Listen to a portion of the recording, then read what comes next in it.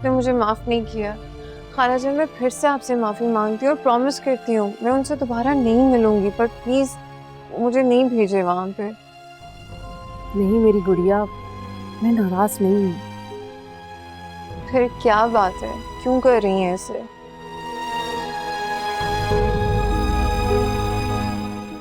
क्योंकि मेरा दिल इतना सख्त नहीं है।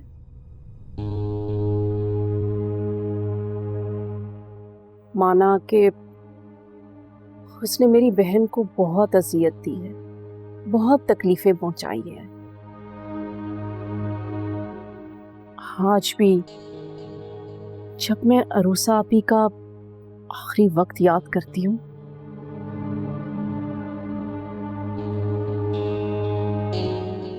मेरी रूह कांप जाती है। लेकिन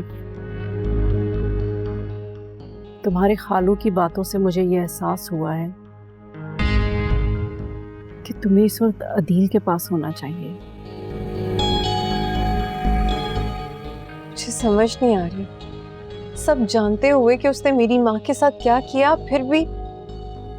क्योंकि वो शख्स बदकिस्मती से तुम्हारा बाप है। वो बाप जिसने मुझे अपनी जिंदगी से निकाल कर बाहर फेंक दिया था।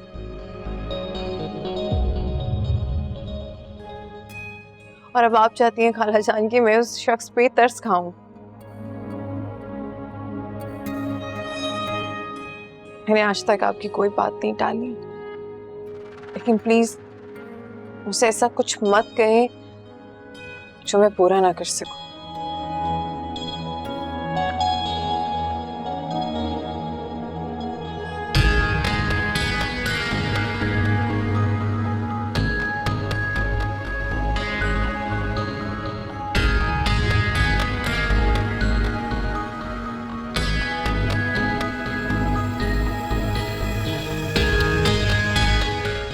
ये कमबख्त तो मान ही नहीं रही। क्या करूं, कैसे मनाऊं? कुछ ना कुछ तो करना ही होगा।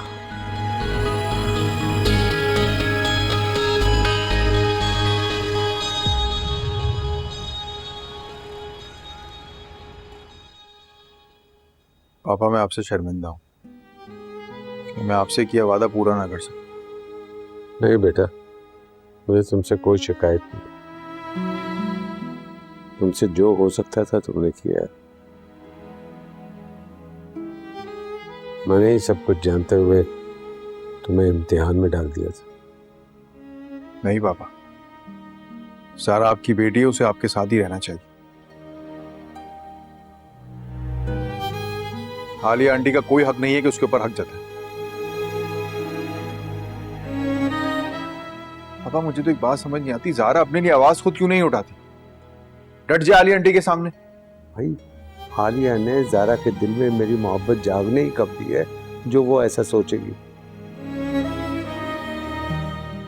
भाई, उसने तो मेरी बेटी के सामने मेरा ऐसा चेहरा स्याह बना दिया है कि वो मजीद नफरत करने लगी है।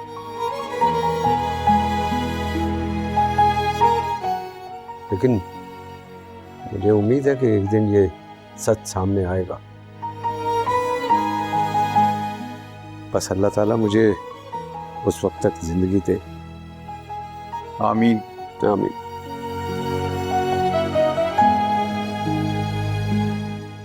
देखिए, मैं आपको साफ साफ समझा रही हूँ कि अगर ये अदील मरा गया ना, तो मुझ पर इल्जाम ना लगा देना कि मैंने उसकी बेटी को उससे दूर रखा है।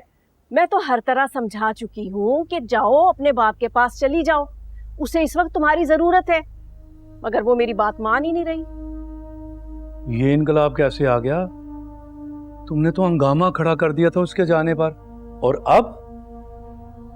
मुनीर साहब, आपको भी ना चैन नहीं है। पहले मेरे ना भेजने पर आपको तकलीफ हो रही थी, और अब मैं भेज रही हूं तो शक कर रहे हैं। खैर, आपकी मर्जी, लेकिन मेरी तरफ से ज़ारा पर कोई पाबंदी नहीं है। वो जाए अपने बाप के पास, बाकी उसकी मर्जी, जाए ना जाए मेरी बला से। मैंने उसको जितना समझाना था समझा लिया, अब आप समझा कर देख लें, शायद आपकी बात मान जाए।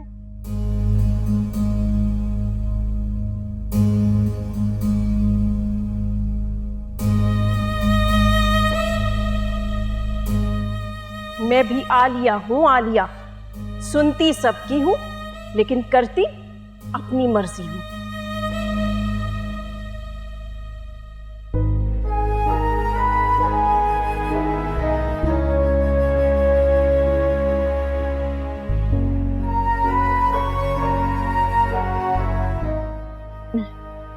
कालू, आप यहाँ सोए नहीं? बेटा मैं सोने जा ही रहा था, मैंने देखा कि छत पे मेरी बेटी तारे गिन रही है। कितने हुए? अच्छा अब ये बताओ कि क्या देख रही थी आसमान पे? बचपन में सुना था कि जब लोग इस दुनिया से चले जाते हैं तो ऊपर जाके तारे बन जाते हैं।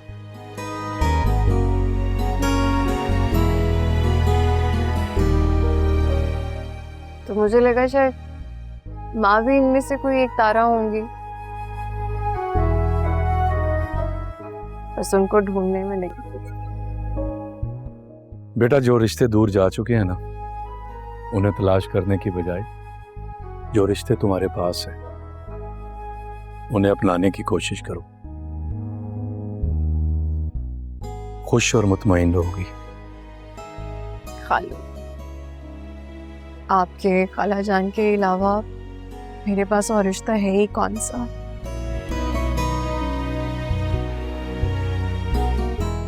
बस आप लोग मेरे पास हैं, मेरे साथ हैं, मैं खुश भी हूँ, मैं मुतमईन भी हूँ और मुकम्मल भी हूँ।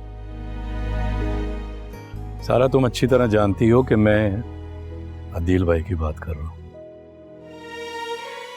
खालू, मेरा उनसे कोई वास्ता नहीं है। गलत। अदील भाई तुम्हारे बाप हैं